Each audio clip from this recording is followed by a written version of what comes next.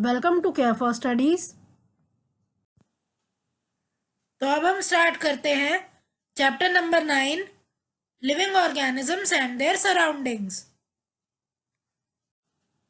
Late us go through the overview of the chapter. तो इस chapter में ये सभी टॉपिक्स हैं जिसमें से आज की क्लास में हम हैबिटेट एंड अडेप्टेशन को ही कंटिन्यू करने वाले हैं। तो इस वीडियो में जो हम टॉपिक पढ़ेंगे वो, जैसे कि मैंने आपको बताया, हम हैबिटेट और अडेप्टेशन ही पढ़ेंगे। पर हैबिटेट बहुत सारे तरह की होती हैं। आज की वीडियो में हम पढ़ेंगे टेरेस्ट्रियल हैबिटेट, और टेरेस्ट्रियल हैबिटेट में भी हम पहले डेजर्ट के बारे में पढ़ेंगे। डेजर्ट हैबिटेट में किस तरह की अडेप्टेशन होती है प्लांट्स और एनिमल्स में, इसकी हम डिस्कशन आज करने वाले हैं। तो शुरू करते हैं अपनी पहली टेरेस्ट्रियल हैबिटेट, जो कि है डेजर्ट। तो डेजर्ट में जो कंडीशन होती है, जो एबायोटिक कंपोनेंट्स हैं, जैसे कि वहाँ पे टेम्परेचर बहुत हाई होता है, इसी तरह वहाँ पानी बिल्कुल नहीं होता, गर्म हवाएं चलती हैं।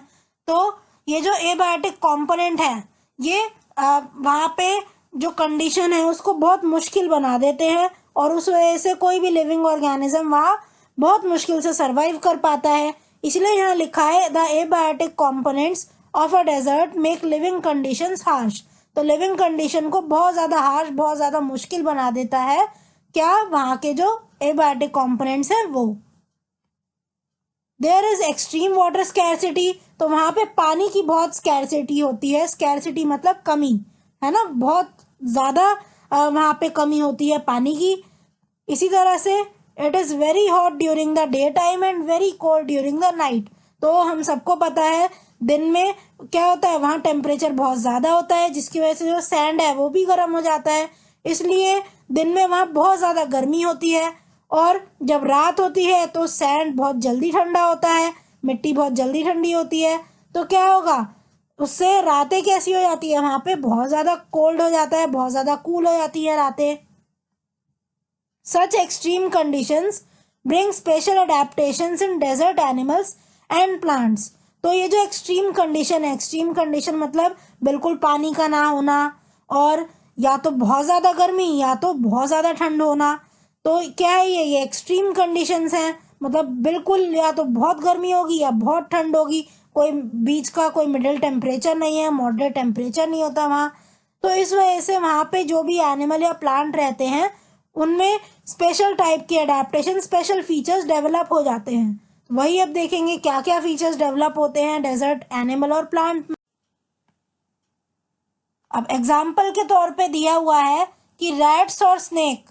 अब रैट और स्नेक क्या करेंगे, वहाँ पे इन्हें रहना है, डेजर्ट में रहना है, तो ये क्या करते हैं, ये बरोज बनाते हैं। बरो का मतलब होता है गड्ढे। तो ये इस तरह से गड्ढे बना लेते हैं, रैट्स भी बनाएंगे इस तरह, बरोज बना लेते हैं, और स्नेक्स भी बरो बना लेते हैं। अब क्या होता है, दिन में ये अंदर ही रहते हैं। अब अंदर ये रहेंगे गड्ढे में, तो क्या होगा, इनको दिन में जो इतनी ज़्यादा गर्मी होती है वो गर्मी नहीं लगेगी, ये उसको अवॉइड कर सकते हैं। और ये रात को बाहर आते हैं जब बाहर मौसम ठीक हो जाता है। बाहर क्या होता है, रात ठंडी होती है वहाँ की, डेजर्ट की, तो इसलिए तब ये बाहर आ जाते हैं। तो रैट्स और स्नेक्स कैसे सरवाइव करते हैं वहाँ, वो बरोज बना के, वो गड्ढे बना लेते हैं, और तब वो सरवाइव करते हैं। तो इन गड्ढों की वजह से वो इंटेंस हीट से बच जाते हैं, और वो रात को ही बाहर आते हैं जब वहाँ पे टेम्परेचर कूल डाउन हो जाता है। इसी तरह कैमल भी डेजर्ट में पाए जाते हैं, और इनकी जो बॉडी है वो भी डेजर्ट क्लाइमेट के अकॉर्डिंग बहुत अच्छी तरह अडेप्ट होती है। अब अगर मैं प्लांट्स में बात करूं, तो प्लांट्स में जो कैक्टस है, कैक्टस डेजर्ट में पाया जाता है, और ये भी इसी तरह अडेप्टेड है कि ये वहाँ के एनवायरनमेंट में आसानी से रह पाए। तो स्टार्ट करते हैं अडेप्टेशन इन एनिमल्स के साथ, और इसमें हम पढ़ेंगे कैमल के बारे में, और ये देखेंगे कि कैमल के पास ऐसे कौन से स्पेशल फीचर्स होते हैं जिसकी वजह से वो डेजर्ट में आराम से रह लेता है। तो स्टार्ट करते हैं। Camels can survive for a month without food because they can store food in their humps. In the absence of food they use the stored food to derive energy. तो देखो, कैमल 1 महीने से भी ज़्यादा खाने के बिना रह लेता है। अब देखो, हम हैं, हम 1-2 दिन शायद रह लें खाने के बिना, पर वो भी बहुत मुश्किल है हमारे लिए। है ना, लेकिन कैमल 1 महीने तक बिना खाए रह सकता है। अब ऐसा क्यों? तो देखो, जो कैमल है, कैमल के पास होता है हम्प, तो उसकी आप बैक देखो उठी हुई है ना, तो इसी को बोला जाता है हम्प। और ये इसके अंदर फूड स्टोर कर लेता है, और जब ये यहाँ फूड स्टोर कर लेगा तो जब भी इसे खाने की ज़रूरत होगी और इसको ज़्यादा खाना अगर नहीं मिला, बाहर अगर इसे खाना नहीं मिला और इसे भूख लग रही है, क्या करेगा ये, जो इसने स्टोर किया है ना फूड, उसी से एनर्जी ले लेगा ये। तो इसीलिए कैमल 1 महीने तक बिना खाने के रह सकते हैं। इसी तरह अब हमें पता है कि डेजर्ट में तो पानी की भी बहुत कमी होती है। तो देखो, जो कैमल है, कैमल 1 हफ्ते तक बिना पानी के रह सकता है। They can live for a week without consuming a drop of water and can drink up to 46 litres of water in 1 session. तो जब भी कैमल को पानी मिलता है, ये 46 लीटर तक पानी पी सकता है।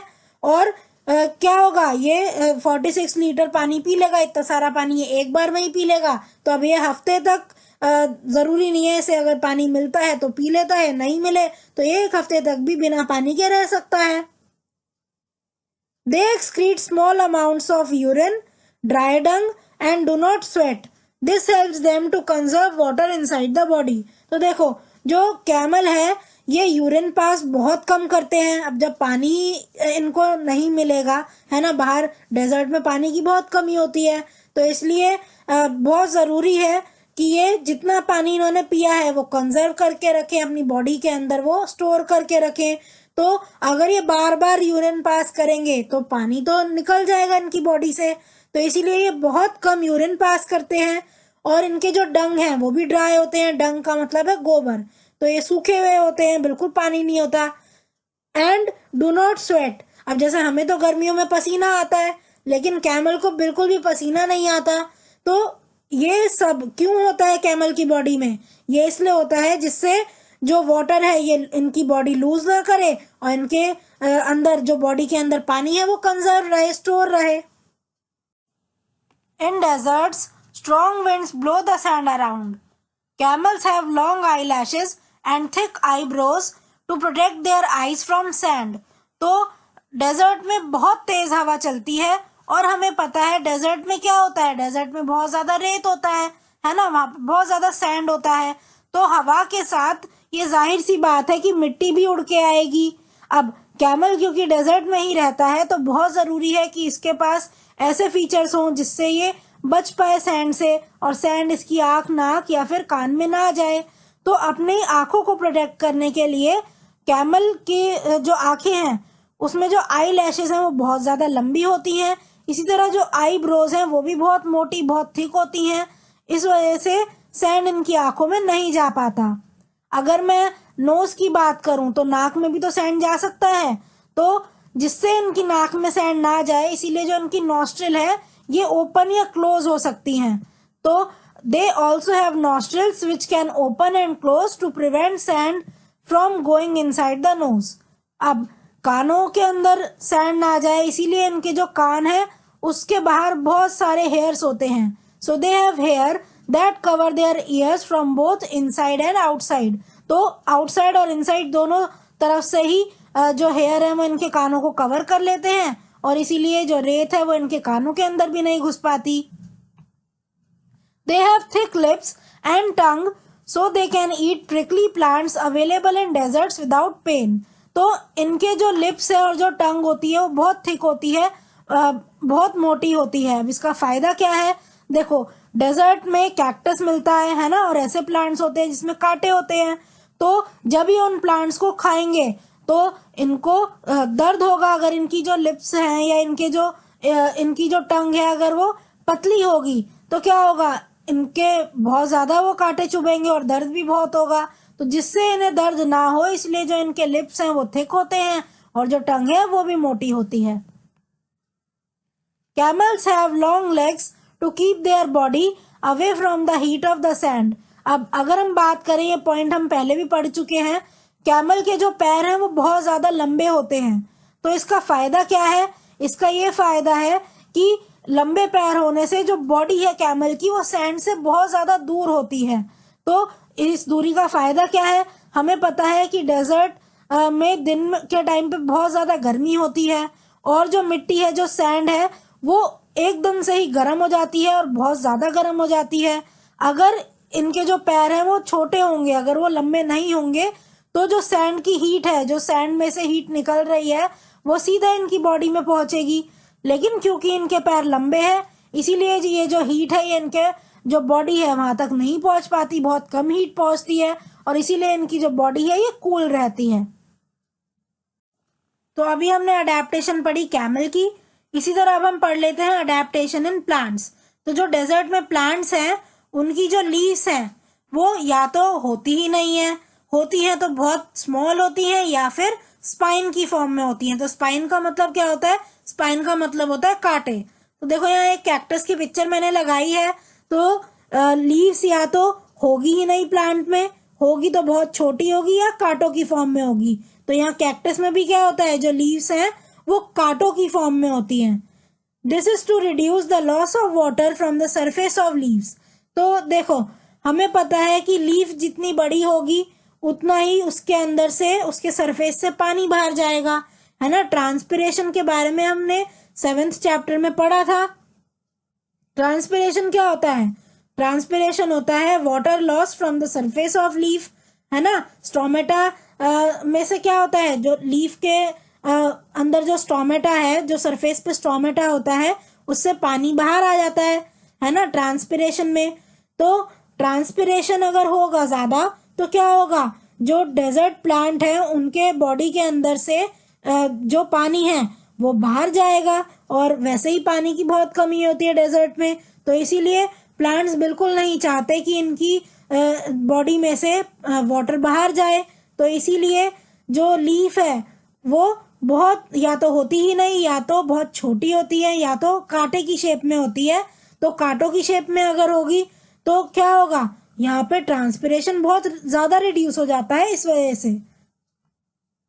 The green leaf like structure that are seen in cactus are actually its stems. तो यहाँ जो आप ये ग्रीन स्ट्रक्चर देख रहे हो, पूरा ये जो ग्रीन देख रहे हो, आपको लगेगा कि ये पत्तियां हैं, ये लीव्स हैं, लेकिन ये कैक्टस की लीफ नहीं होती, ये कैक्टस की स्टेम्स होती हैं। ठीक है, लीफ क्या है कैक्टस की? ये जो कांटे हैं ना, ये कांटे ही कैक्टस की क्या है? पत्तियां हैं, लीव्स हैं।